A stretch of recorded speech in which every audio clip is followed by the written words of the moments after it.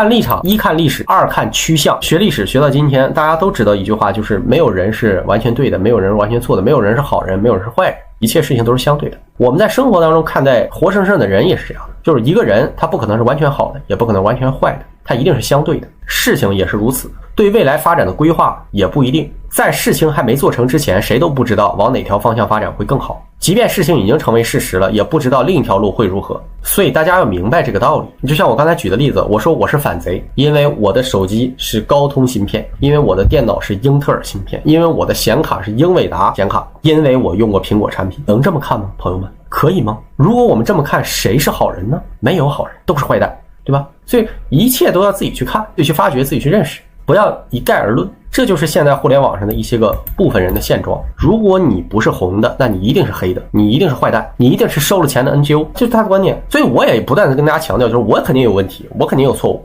我100%有问题，我问题多了去了，我没觉得我是好人，我天天说的就是我有问题，而且我要反省，我也反思。我这个反思不是那个反思，不是觉醒的反思，是我自省，我在考虑我哪个观点和逻辑出了偏差，因为主观意向而失去了正确的判断，尽量做个客观的人。温教授有一点，别的我不说，有一点我觉得能跟他合拍的，就是温教授非常尊重中国的小农经济历史，只有这一点我就够了，我不用看别的了，我就能认识到这个人对中国历史的对待的角度是正确的，是客观。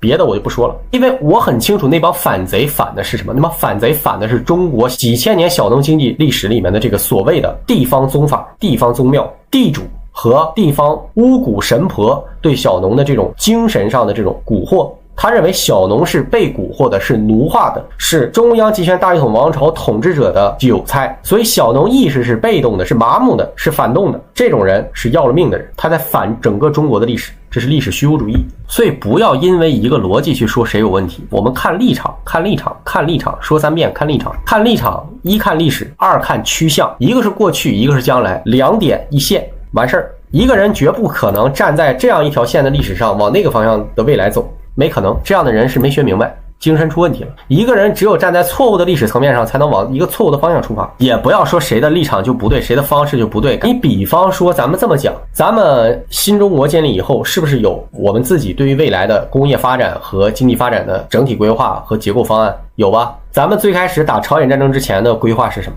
是联合国内小资产阶级，从第一产业开始发展轻工业，再到重工业。实际上就是搞什么有限的市场经济嘛。我们刚建国的时候就是这么想法，这么规划，就是从苏联的新经济政策过渡到社会主义，学苏联嘛，对吧？完成社会主义改造嘛，当时是这么规划的。结果因为什么？因为打了朝鲜战争，这路子被堵死了。为什么？打朝鲜战争期间，苏联大量的工业产品援华，大量的工业生产线来到中国东北落脚，给中国带来了重工业基础。朝鲜战争结束以后，新中国面临抉择，是否要让中国东北地区的重工业逻辑存留下来，以中国东北地区的重工业逻辑去建设这个国家。那么一下摆到面前的就是什么？就是过去的那一套新经济政策式的从第一产业发展到第二产业，再影响第三产业的这套逻辑方案被否了。如果说从重工业开始发展经济的话，那就一定要从第二产业开始，就是举国体制计划经济。开始的时候是什么？不是国家资本主义，是国家放权给地方市场和一部分小资产阶级合作，奉行类似于苏联的新经济政策这个逻辑，然后再搞国家资本主义，是这套逻辑。但是苏联直接送来了工业化、重工业、第二产业，所以我们要跳过新经济政策的整理阶段，直接进入国家资本主义的计划经济时代，对吧？我们跳过去了。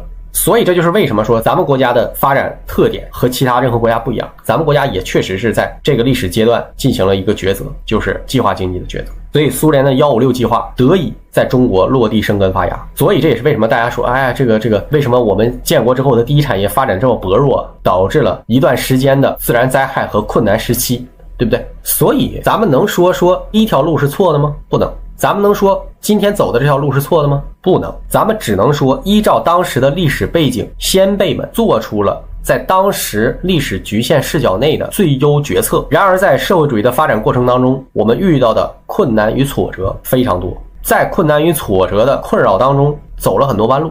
弯路并不代表大方向是错的，弯路仅代表我们在特定的历史时间段内受限于历史视角、历史的局限性，没有做出最优决策。但是一个民族一个文化族群从来应当有这样的生命力，从来应当有这样勇于承认错误的能力和校对自己发展趋向的能力，往更正确更光明的方向发展，而不是天天在这揪着过去的事情不放。承认过去的问题更加能够让我们在今天用过去的历史经验走对路，并不代表着过去的问题过不去。一个人也是，一个人有问题不代表他一直有问题，一个人犯过错不代表一个人一辈子就不会好起来。总结成就告诉我们，在历史当中我们是应该有所坚持的，就是有不变有变，变的是错的，不变的是正确的。如果有朝一日说从前正确的到那日错了，那我们再变。中国的历史也有路径依赖，一个文化族群的路径依赖在今天的这个正向的评价就是优良传统，优良传统就是路径依赖。